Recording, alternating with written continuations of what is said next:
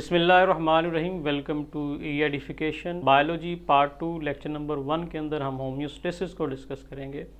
तो सबसे पहले हम थोड़ी सी एवोल्यूशन देख लेते हैं कि एवोल्यूशन किस तरह से हुई। अगर हम इस ज़मीन के बारे में डिस्कस करें तो जो अर्थ की फॉर्मेशन है, अर्थ ऑलमोस्ट जो है वो आज से 4.6 बिलियन साल पहले जो है वो बनी है। उसके बाद अगर इस ज़मीन के पहले हम प्रोकैरियोटिक सेल को डिस्कस करते हैं तो पहला जो प्रोकैरियोटिक सेल बना था वो आज से 3.5 बिलियन ईयर्स पहले बना था। अगर हम इस ज़मीन के ऊपर पहले यूकैरियोटिक सेल की बात करते हैं तो पहला जो यूकैरियोटिक सेल है वो ऑलमोस्ट 2 बिलियन यानी कि 2 अरब साल पहले बना था।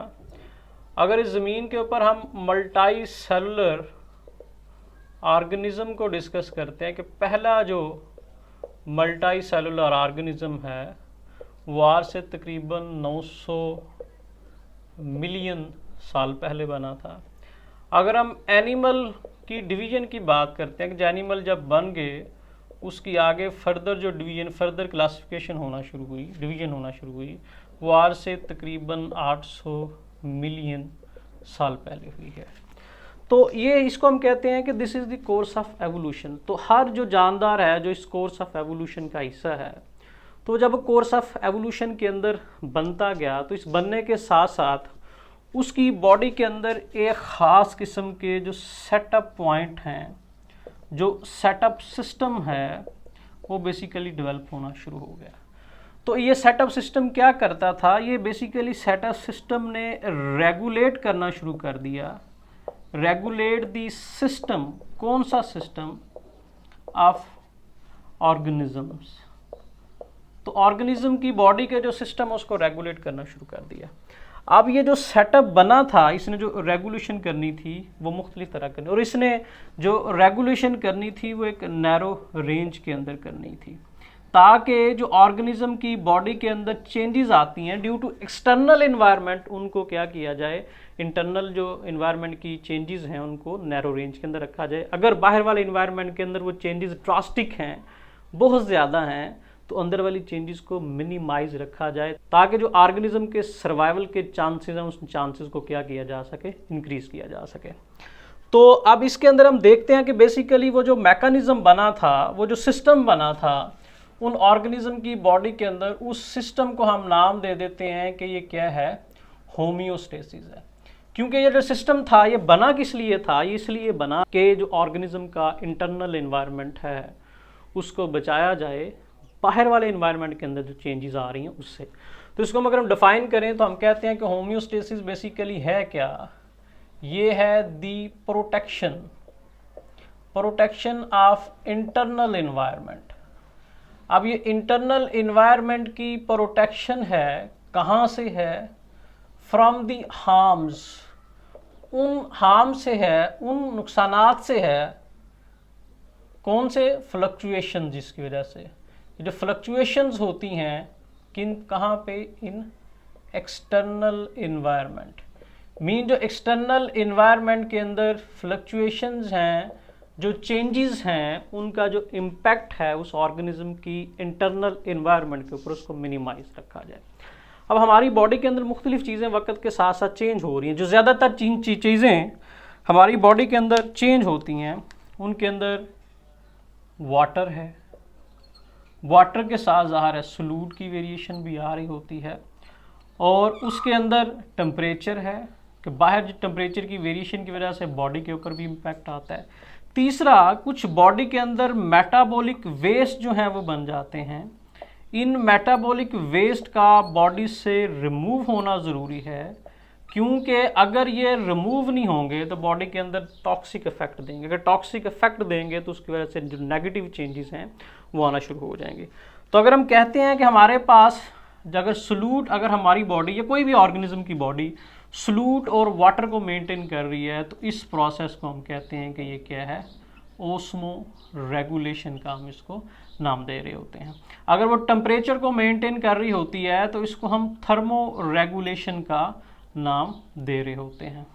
और अगर वो मेटाबॉलिक वेस्ट को रिमूव करती है जो कि बॉडी के लिए डेंजरस हो सकते हैं, तो इस प्रोसेस को हम क्या कहते हैं, एक्सक्रीशन कहते हैं। तो जो जिन 3 मेजर चीज़ों को हम होम्योस्टेसिस के अंदर डिस्कस करेंगे वो ओस्मोरेगुलेशन है, थर्मोरेगुलेशन, एक्सक्रीशन। अगर ओस्मोरेगुलेशन को हम डिफाइन करें तो हम कहते हैं कि बेसिकली क्या है, the process through which water and solutes optimum level is maintain within the body. Thermoregulation क्या, it is the maintenance of temperature. और एक्सक्रीशन क्या, this is the removal of metabolic waste, specially nitrogenous metabolic waste from the body. तो अब हम कहते हैं कि ये जो चीज़ें 3 डील कर रही हैं ये किस तरह से चलती हैं। अब हम देखते हैं, अब इन सारी चीज़ों को चलाने के लिए हम कहते हैं कि सेटअप जो है वो काम कर रहा है। वो जो सेटअप अपनी वर्किंग कर रहा है वो दोनों लेवल के ऊपर कर रहा है। अगर हम उस लेवल को देखें जिस लेवल के ऊपर वो सेटअप अपनी वर्किंग कर रहा है, मीन कि जो सेटअप हमने बनाया जिसने रेगुलेट करना है सिस्टम, बॉडी सिस्टम को, एक वो इंट्रासेलुलर पे भी अपना अफेक्ट कर रहा है, दूसरा वो एक्स्ट्रा सेलुलर पे भी अपना अफेक्ट कर रहा है। मीन उसने इंट्रासेलुलर सेल के इंटरनल एनवायरनमेंट को भी मेंटेन करना है, उसको भी नैरो रेंज के अंदर रखना है। एक्स्ट्रा सेलुलर सेल के जो बाहर वाला एनवायरनमेंट है उसको भी एक नैरो रेंज के अंदर लेके आना है। तो homeostasis with respect to intracellular environment, अब homeostasis with respect to extra cellular environment. अब जब हम कहते हैं कि जो होम्योस्टेसिस है, होम्योस्टेसिस का मतलब ये नहीं है कि इसने क्या करना है, हमारी बॉडी को एक फिक्स्ड एनवायरनमेंट प्रोवाइड करना है, ऐसा बिल्कुल नहीं है।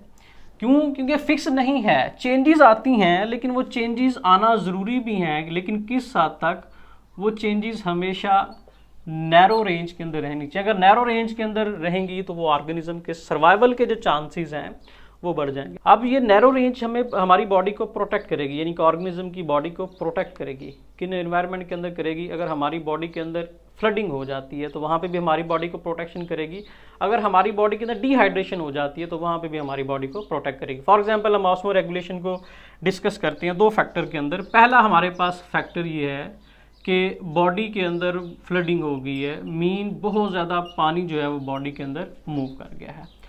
अब इसने हमारी बॉडी को नैरो रेंज के अंदर रखना है, तो उसकी वजह से 2 चीज़ें बढ़ सकती हैं। एक तो यूरिन की प्रोडक्शन बढ़ सकती है ताकि बॉडी से मैक्सिमम जो वाटर है उसको रिमूव किया जाए। दूसरा क्या हो सकता है कि जो स्वेटिंग है वो भी इंक्रीज़ हो सकती है, कि स्वेटिंग इंक्रीज़ होगी उसके मैक्सिमम जो वाटर है बॉडी से निकलेगा, फ्लडिंग का जो इफेक्ट है उसको मिनिमाइज़ किया जाएगा। या दूसरा इफेक्ट क्या है कि बॉडी के अंदर वाटर की कमी हो गई है, डेफिशिएंसी हो गई है, डिहाइड्रेशन हो गई है, तो वहाँ भी हमारी बॉडी क्या करेगी कि बॉडी के इंटरनल एनवायरनमेंट को नैरो रेंज के अंदर रखेगी। बॉडी को बाहर से पानी नहीं मिल रहा तो बॉडी क्या करेगी, जो लेस यूरिन प्रोडक्शन करेगी, लेस कह लें या कंसंट्रेटेड जो यूरिन है उसकी प्रोडक्शन होगी। अब क्वेश्चन ये है कि जब हमारी बॉडी ये कर रही होती है तो हमारी बॉडी अडॉप्टेशन के हवाले से कर रही है, क्योंकि हम कहते हैं कि अगर एक ऑर्गेनिज्म जो है वो एवोल्यूशन के अंदर सर्वाइव किया है तो उसका जो सर्वाइवल है वो सिर्फ किस वजह से, अडॉप्टेशन की वजह से है। और ये अडॉप्टेशन क्यों होती है? ये अडॉप्टेशन ड्यू टू होम्योस्टेसिस है। होम्योस्टेसिस एक ऑर्गेनिज्म को इस काबिल बनाता है कि वो किसी इन्वायरमेंट के अंदर अडॉप्ट कर सकता है, मुख्तलिफ किस्म के इन्वायरमेंट के अंदर अडॉप्टेशन ले सकता है। जब हमारी बॉडी फ्लडिंग के फिनोमेना से गुजर रही होती है तो हमारी बॉडी के अंदर जो वाटर की मैक्सिमम हाई रेंज है उसको रख के होम्योस्टेसिस की जाती है। अगर डिहाइड्रेशन है तो वाटर के अंदर हमारी बॉडी मिनिमम वाटर जो क्वांटिटी है अडॉप्ट कर रही होती है। तो जब फ्लडिंग है तो मैक्सिमम वाटर के साथ बॉडी अडॉप्ट करके पानी को निकाल रही होती है।